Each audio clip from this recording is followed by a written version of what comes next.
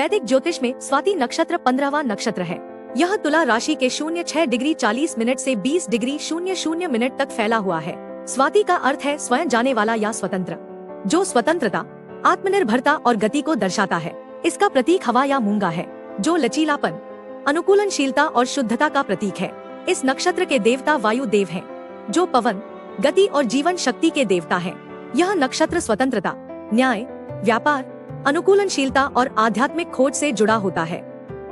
ज्योतिष में स्वाति नक्षत्र को स्वतंत्रता, संतुलन और प्रगति का नक्षत्र माना जाता है।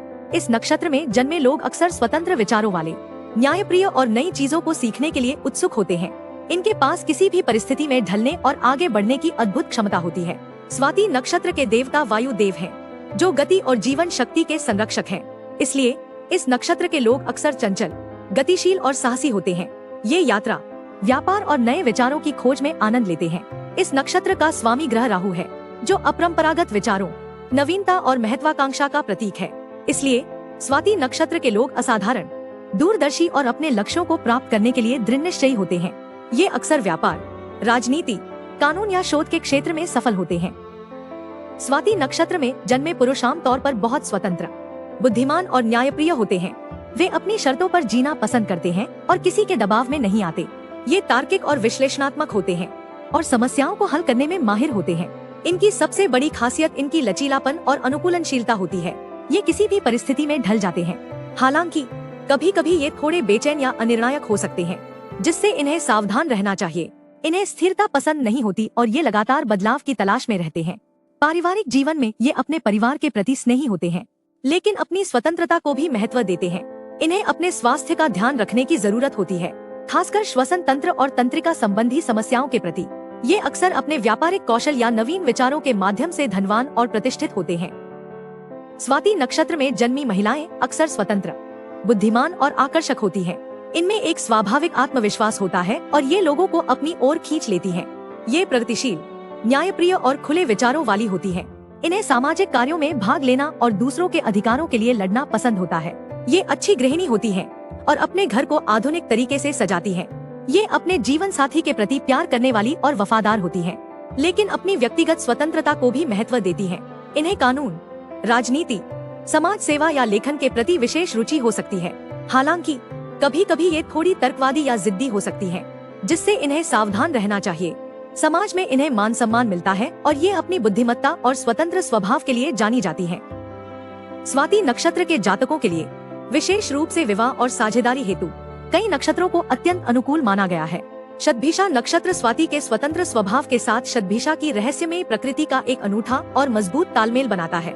चित्रा नक्षत्र स्वाति की स्वतंत्रता और न्यायप्रियता को चित्रा की सुंदरता और संतुलन से जोड़ता है, जबकि मूल नक्षत्र की खोजी प्रकृति स्वाति की आध्यात्मिक खोज के साथ एक अच्छा संतुलन बिठाती है।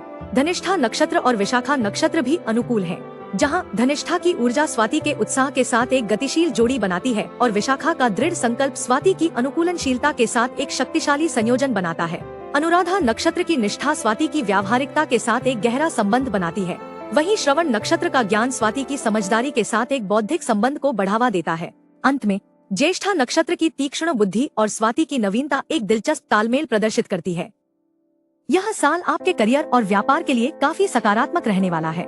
आपको नए प्रोजेक्ट्स और जिम्मेदारियां मिल सकती हैं, जो आपकी स्वतंत्र सोच और नेतृत्व क्षमता को बढ़ाएंगी।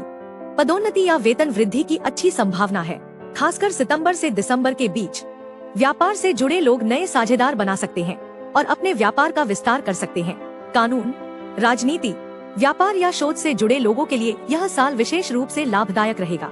हालांकि जनवरी से फरवरी 2026 के बीच आपको थोड़ी प्रतिस्पर्धा या चुनौतियों का सामना करना पड़ सकता है। ऐसे में धैर्य और संयम से काम लेना होगा। प्रेम और रिश्तों के मामले में यह साल बहुत रोमांचक और गतिशील रहेगा। साल की शुरुआत से ही आपके रिश्तों में स्वतंत्रता, समझदारी और खुले विचार बने रहेंगे। अविवाहित लोगों के लिए नए रिश्ते बनने की प्रबल संभावना है और ये रिश्ते गंभीर और स्थायी हो सकते हैं। विवाहित लोगों को अपने पार्टनर के साथ नए अनुभव साझा करने और एक दूसरे को बेहतर समझने के अवसर मिलेंगे। अक्टूबर से जनवरी 2026 के महीने रिश्तों के लिए विशेष रूप से शुभ रहेंगे।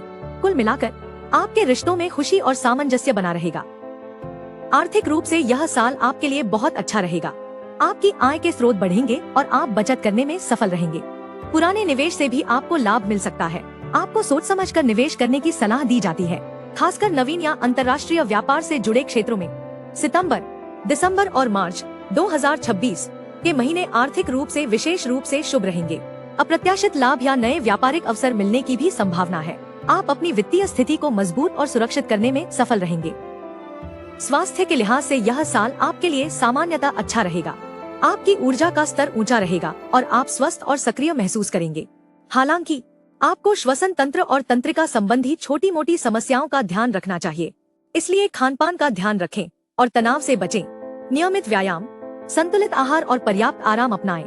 मानसिक शांति के लिए यात्रा और नए अनुभवों में भाग लें।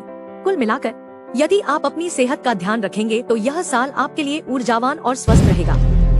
अगर आप भी लेना चाहते हैं देश दुनिया की तमाम जानकारी तो आज ही सब्सक्राइब करें हमारे चैनल को। साथ ही नीचे दिए बेल आइकन को जरूर दबाएं ताकि हर अपडेट आप तक पहुंच सके।